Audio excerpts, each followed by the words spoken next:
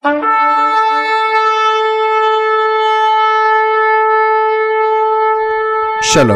et bienvenue pour cette nouvelle vidéo. Aujourd'hui, une nouvelle vidéo qui s'intitule « Les contradictions de Paul de Tarse, partie 11 ». Nous allons continuer avec de nouvelles contradictions et comme vous pouvez le voir, il y a énormément de contradictions dans les écrits de Paul. Paul, à un moment, se mélange les pinceaux. Il y a énormément de contradictions, de contresens et d'incohérences dans ses écritures. Également, beaucoup d'altérations de la parole de Dieu. Mais là, nous allons commencer. Nous allons commencer avec une première contradiction que j'ai fait une vidéo à ce sujet. C'est ma dernière vidéo sur la chaîne, que Paul a rendu un culte d'adoration à un ange. Nous allons y venir. Donc, Paul déclare « Un ange de Dieu à qui j'appartiens et que je sers m'est apparu cette nuit. » Actes chapitre 27, verset 23. Vous avez bien entendu. Un ange de Dieu à qui j'appartiens et que je sers m'est apparu cette nuit. Alors, comme j'avais expliqué dans la précédente vidéo, les traducteurs ont changé en mettant un ange du Dieu à qui j'appartiens et que je sers, mais dans la version en grec, c'est bien un ange de Dieu à qui j'appartiens et que j'adore. Donc, il rend un culte d'adoration. Il déclare donc qu'il appartient à un ange et qu'il sert cet ange en question, alors qu'il a bien dit, écoutez, contradiction, qu'aucun homme, sous une apparence d'humilité et par un culte des anges, ne vous ravisse à son gré le prix de la course, tandis qu'il s'abandonne à des visions et qu'il est enflé d'un vain orgueil par ses pensées charnelles. Colossiens chapitre 2, verset 18. C'est assez rigolo qu'il appartient à un ange et qu'il rend un culte d'adoration à un ange, alors qu'il est en train de dénoncer des hommes sous apparence d'humilité et qu'ils ont un culte des anges. C'est vraiment une contradiction. Alors, oui, Paul a vraiment rendu un culte d'adoration à un ange. Et d'ailleurs, je vais vous réciter la phrase en grec. Écoutez bien.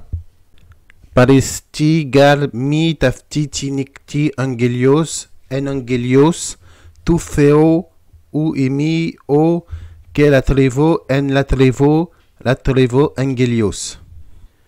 Et donc, si nous traduisions maintenant la phrase en grec en français, cela donne « Un ange m'est apparu cette nuit, un ange de Dieu, là où je suis et j'adore, et entre parenthèses, culte, adoration de l'ange. » Donc, Paul a rendu un culte d'adoration à l'ange, alors qu'il a dénoncé des hommes qui sont d'apparence pieuse et qui rendent un culte d'adoration des anges.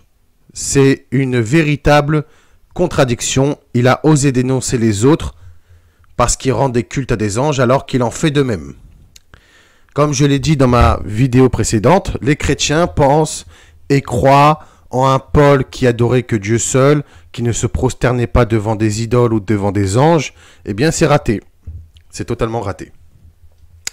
Bien, nous allons continuer avec une deuxième contradiction. Paul dit « Mettez-vous en colère et ne péchez pas, que le soleil ne se couche pas sur votre colère. » Éphésiens chapitre 4, verset 26. Paul dit très clairement de se mettre en colère et qu'il faut le faire avant qu'il fasse nuit, donc avant que le soleil ne se couche. Mais de ne pas pécher. Alors que au verset suivant, il dit « Ne laissez pas entrer le diable ». Mais si vous vous mettez en colère pour une quelconque raison et que la colère produit un péché, il y a une entrée au diable, n'est-ce pas? Donc voilà. Et ce qui est assez rigolo, c'est qu'il dit, écoutez bien, grosse contradiction, que toute amertume toute animosité, toute colère, toute clameur, toute calomnie et toute espèce de méchanceté disparaissent du milieu de vous. Éphésiens chapitre 4 verset 31, soit plusieurs versets après. Donc du coup, se mettre en colère ou pas? Parce que, il a bien dit, mettez-vous en colère. Alors, les traductions ont donné, bien évidemment, si vous vous mettez en colère, surtout que dans la version en grec, Paul dit bien, soyez en colère. C'est assez drôle quand même, hein.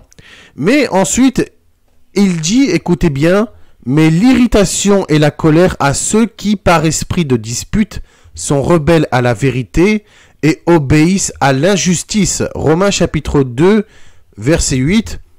Mais en disant, soyez en colère ou mettez-vous en colère, Paul n'incite-t-il pas lui-même les autres à désobéir et à être rebelles, et donc à se mettre en colère?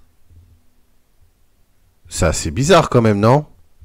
Je vais vous lire le passage en grec et vous allez voir.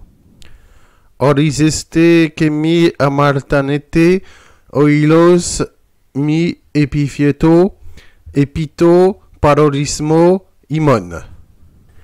Et donc, si nous traduisons cette phrase en grec en français, cela donne « Soyez en colère et ne péchez pas, ne laissez pas le soleil s'abattre sur votre colère. » Donc oui, Paul incite bien à se mettre en colère et cela avant la tombée de la nuit. Donc on voit qu'il incite à se mettre en colère, mais il dit que ceux qui se mettent en colère ont un esprit de dispute et sont rebelles à la vérité et obéissant à l'injustice, et que la colère doit disparaître au milieu de vous. C'est vraiment contradictoire, mais bon. Ensuite, autre contradiction. Paul déclare « Afin que nulle chair ne se glorifie devant Dieu » 1 Corinthiens chapitre 1 verset 19. Aussi, afin que toute bouche soit fermée, que tout le monde soit reconnu coupable devant Dieu. Romains chapitre 3 verset 19. Alors qu'il déclare, écoutez bien, il déclare complètement l'inverse. Afin, comme il est écrit, que celui qui se glorifie dans le Seigneur. 1 Corinthiens chapitre 1 verset 31. Ce qui est assez incroyable, c'est qu'il dit, afin que nulle chair ne se glorifie devant Dieu, au verset 19, et au verset 31, soit plusieurs versets après, il dit que celui qui se glorifie dans le Seigneur. Donc du coup, on doit se glorifier ou on ne doit pas se glorifier devant le Seigneur? C'est assez rigolo qu'il dit que nulle chair se glorifie devant Dieu et que toute bouche soit fermée et que tout le monde soit reconnu coupable devant Dieu, alors que lui-même, visiblement, cela ne le touche pas, cela ne le concerne pas, puisqu'il dit « Je ne me juge pas moi non plus, moi-même, car je ne me sens coupable de rien. » 1 Corinthiens chapitre 4, verset 3. Il dit aussi « J'ai donc sujet à me glorifier en Jésus-Christ pour ceux qui regardent les choses de Dieu. » Romains chapitre 15, verset 17. Et il dit une chose qui fait apparaître son véritable visage. « Bien que moi, j'ai de quoi avoir confiance même dans la chair. Si quelqu'un autre s'imagine pouvoir se confier en la chair, moins davantage. » Philippiens chapitre 3, verset 4. Il dit que afin que nulle chair ne se glorifie devant Dieu.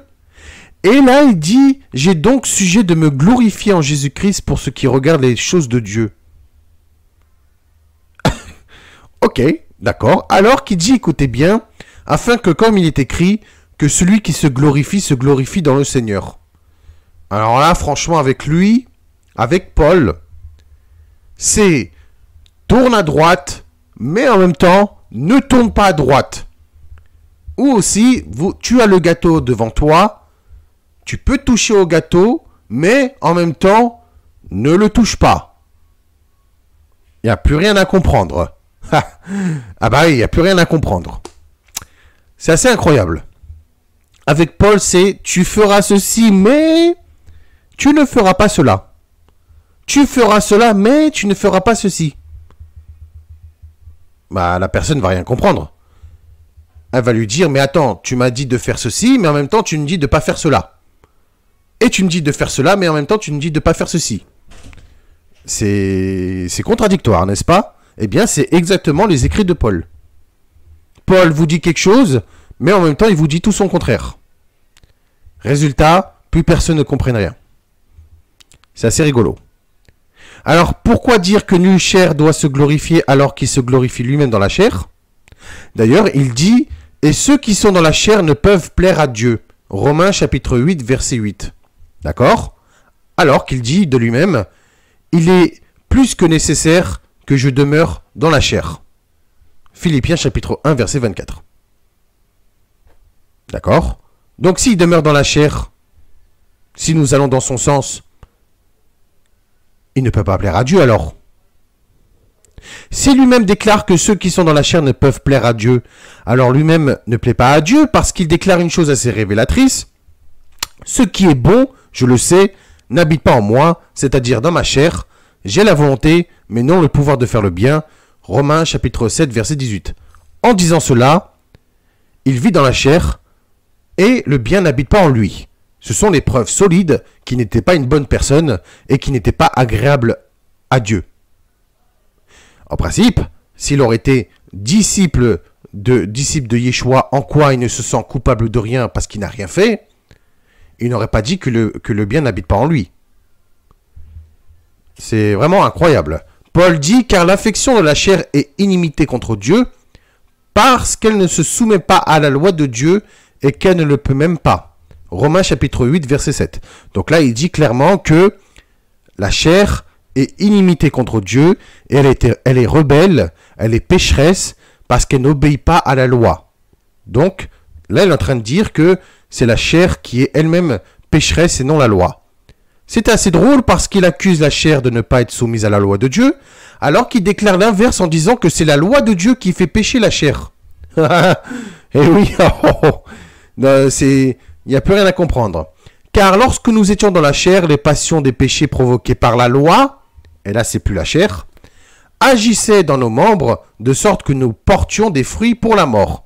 Romains chapitre 7, verset 5. Mais aussi, que dirons-nous donc? La loi est-elle péché? Loin de là. Donc c'est-à-dire que la loi ne produit pas le péché, mais je n'ai connu le péché que par la loi. Donc là il est en train de se contredire dans une seule phrase, parce qu'il est en train de dire que c'est la loi qui lui a fait pécher. Car je n'aurais pas connu la convoitise si la loi n'eût dit « Tu ne convoiteras point ». Romains chapitre 7, verset 7. C'est incroyable de faire autant de contradictions en une seule phrase. Donc un coup c'est la chair qui est péchée, elle est pécheresse la chair, parce que c'est elle qui ne se soumet pas à la loi de Dieu. Donc la loi de Dieu n'est pas responsable des péchés de la chair, mais en même temps c'est la loi de Dieu qui fait pécher la chair. Allez comprendre quelque chose, mais moi je ne comprends pas. Du coup, c'est la chair qui est rebelle envers la loi de Dieu, ou la loi de Dieu qui rend la chair coupable? Mais bon, je pense qu'un petit Doliprane passera après la vidéo. Parce que là, les mots de tête... Bon, ensuite, Paul dit « Car jamais personne n'a haï sa propre chair ». Donc, ça veut dire que tout le monde a pris soin de sa propre chair. Mais il la nourrit et en prend soin comme Christ le fait pour l'Église. Éphésiens chapitre 5, verset 29. Donc là, il déclare que personne n'a jamais haï sa propre chair. En principe, si la chair est inimitée et que, en principe, on ne doit pas vivre selon la chair, on ne doit pas prendre soin de la chair. Mais bon, ça, ne demandez pas trop à Paul parce que même lui, il ne pourra pas vous donner plus. Pourtant, il déclare, écoutez bien, « Mais revêtez-vous du Seigneur Jésus-Christ et n'ayez pas soin de la chair pour en satisfaire les convoitises. » Romains chapitre 13, verset 14, alors qu'il vient de dire que « Car jamais personne n'a haï sa propre chair, mais il la nourrit et en prend soin. » Non, là, sérieusement, c'est... Waouh, c'est contradictoire. Hein. Un coup, il dit que on nourrit et on prend soin la chair, mais en même temps, que personne ne doit prendre soin de la chair. Bon, du coup, prendre soin de la chair comme Christ a pris soin de son Église, ou bien ne pas prendre soin de la chair? Eh bien, Paul vous donne la réponse à cette question. Il a dit, soit que nous demeurions dans ce corps, soit que nous le quittions. 2 Corinthiens chapitre 5, verset 9. Mais du coup, ça n'arrange pas l'histoire, puisque est-ce qu'on doit prendre soin de la chair? ou alors ne pas prendre soin de la chair, ou bien quitter la chair, ou bien rester dans ce corps qui est de chair. Et donc rester dans la chair. Du coup, qu'est-ce qu'on choisit? Donc là, à la place de vous donner une réponse, Paul vous apporte plus de confusion qu'autre chose. Mais bon, nous allons passer à la prochaine contradiction. Paul dit, car nous marchons par la foi et non par la vue. 2 Corinthiens chapitre 5 verset 7. Donc, c'est-à-dire que c'est uniquement dans la foi en Dieu, sans intermédiaire, que nous marchons. Mais alors que Paul a dit, écoutez bien, en soutenant le même combat que vous m'avez vu soutenir,